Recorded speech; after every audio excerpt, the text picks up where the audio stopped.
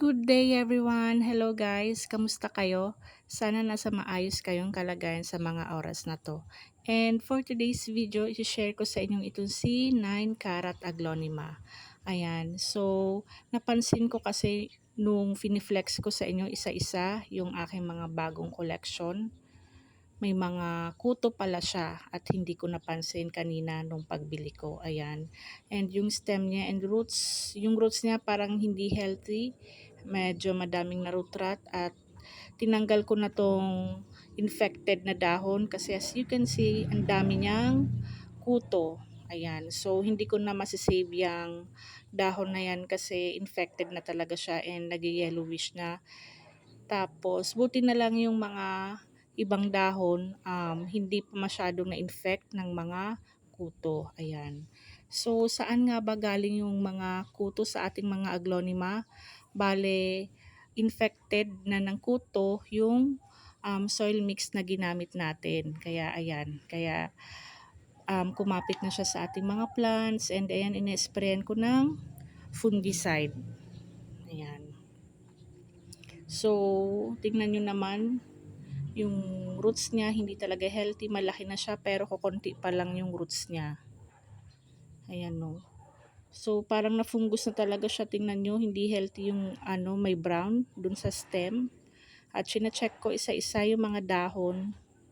Ayan, may mga mangilan-ngilang kuto pero at least hindi pa kagaya nung nasa baba talaga, as in sobrang dami na. So ayan. Pupunasan ko lang siya nitong fungicide. Cotton lang yung ginamit ko and para hindi natin ma-damage yung dahon. Dahan-dahanin lang natin guys. Tapos madali naman siyang matanggal. Ayan.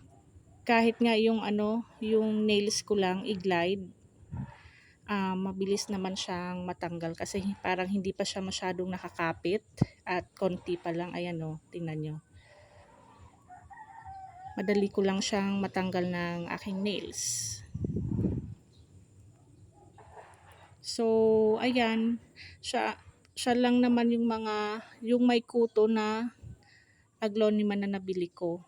Buti nakita ko agad kasi pwedeng mahawaan pa yung iba and mag-spread pa siya doon sa aking mini garden. Buti na lang nakita ko agad. So, ayan. At guys, nagpapasalamat pala ako sa aking mga new subscriber and yung mga dati nakapag-subscribe. Maraming salamat din sa inyong lahat. Ayan. So, yung hindi pa po nakapag-subscribe, please subscribe, like, comment, and share po. Ayan. Sana nakatulong tong video na to sa mga napepeste din ng mga kuto. Ayan. Fungicide lang. Pwede naman alcohol, pero hindi ko na-try kasi matapang kasi yung alcohol. Baka masunog yung dahon. Mainit kasi yun. So, itong gagamitin kong bagong soil mix niya, rice hull and yung loam soil. Yan, in-sprayan ko ulit yung stem niya. Tingnan nyo, oh. Maano pa din, parang naano siya ng fungus, yung color brown na yon. Ayan, itatanim natin ulit.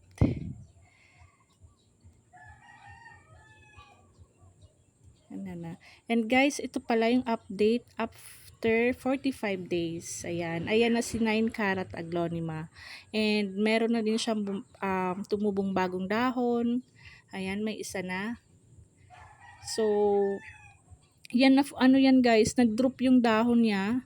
And sabi ko, ba't nanamlay? Mga 1 week na. Sabi ko, bakit kaya matamlay si 9 Carat sa aglonema? Kaya ang ginawa ko, in-uproot ko agad. Chinek ko yung mga roots niya. Okay naman, pero to make sure, binabad ko siya sa fungicide na magdamag. Kasi sabi ko, fungus yun, kaya bakit matamlay yung mga dahon niya. So, in-uproot ko and binabad ko ng magdamag and tinanim ko. Ayan na siya guys, oh. Naging healthy ulit. So, kapag nagkaganon yung aglonema nyo guys, ibabad nyo agad sa fungicide. Hugasan muna and ibabad sa fungicide ng at least magdamag or 24 hours. Ayan. So, ayan na. Sana tuloy-tuloy na yung paglaki niya and hindi na siya dapuan ng fungus. Ayan. So, dito ko natatapusin yung video ito guys. Ingat kayo lagi. See you in my next vlog. Bye-bye.